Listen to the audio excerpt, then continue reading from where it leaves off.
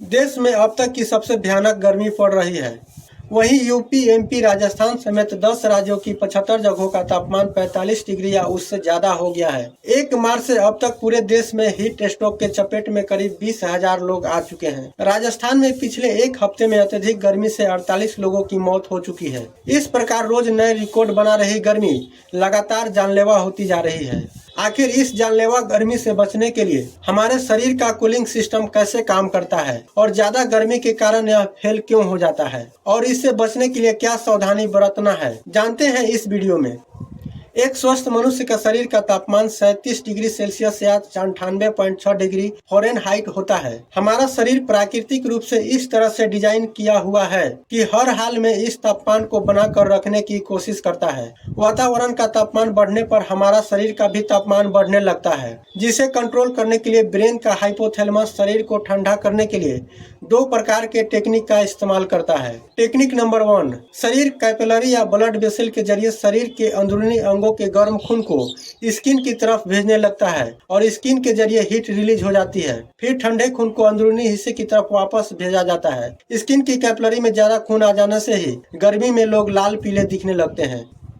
Technique number 2, शरीर के sweat gland पसीना छोड़ना शुरू कर देता है। इससे बॉडी की ऊपरी सतह के हवा के संपर्क में आकर ठंडी होने लगती है। इससे ब्लड वेसल में बह रहा गर्म ब्लड भी ठंडा होकर शरीर के अंदरूनी अंगों में पहुंचता है। इस प्रकार से दोनों टेक्निक से शरीर का कूलिंग सिस्टम बनता है और बॉडी का तापमान सामान्य होने तक यह प्रोसेस लगातार जारी रहता है। अब जानते हैं गर्मी के कारण कूलिंग सिस्टम फेल क्यों होने लगता है। गर्मी की 2 टाइप होती है, पहला ड्राई हीट और दूसरा ह्यूमिडिटी हीट। ड्राई हीट में तापमान ज्यादा होने के साथ हवा में नमी नहीं होती है, जिसके कारण शरीर से निकलने वाला पसीना आसानी से सूख जाता है, जो हमारी बॉडी के लिए सहनीय होता है। जबकि ह्यूमिडिटी हीट में तापमान ज्यादा होने के साथ हवा में नमी होती है, जिसके कारण शरीर से निकलने वाला पसीना आसानी से सूख नहीं पाता है। शरीर इस स्थिति में खुद को ठंडा करने के लिए और ज्यादा पसीना निकलता है, जिसके कारण डिहाइड्रेशन का खतरा बढ़ जाता है, जो जानलेवा होता है। अब जानते हैं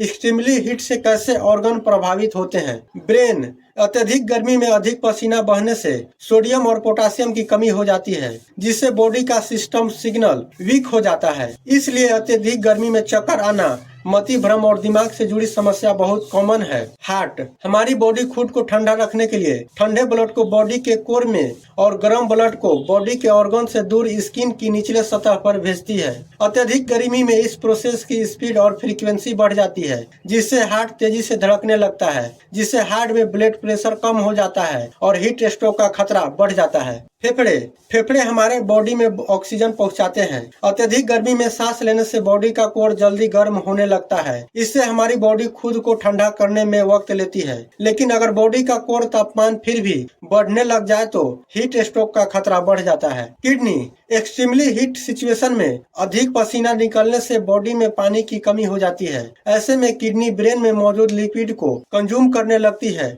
और पानी की कमी से किडनी पर दबाव पड़ने लगता है और यह फेल हो सकती है। स्किन, हमारी स्किन की ग्रंथियों में मौजूद पानी की बदौलत बॉडी का कोर टेम्परेचर बैलेंस रहता है, लेकिन एक्सट्रीमली हीट सिचुएशन में बॉडी का टेम्परेचर बढ़ने लग जाता है। इससे स्किन को ओवर हीट होने की वजह से लाल चकत्ते और रैशेज पड़ जाते हैं स्किन पर। शरीर का तापमान 7 डिग्री सेल्सियस बढ़ने पर इंसान की मौत हो सकती है। अब जानते हैं अत्यधिक गर्मी में खुद को सुरक्षित कैसे रखें। एक्सट्रीमली हीट सिचुएशन में घर से बाहर न निकलें। अगर बाहर बेहद जरूरी है जाना तो पूरी बाजू के सूती कपड़े पहने। धूप में छाता लेकर जाएं। अगर छाता नहीं ले जा सकते तो टोपी और धूप का चश्मा जरूर पहनना चाहिए। लगातार पानी पिएं।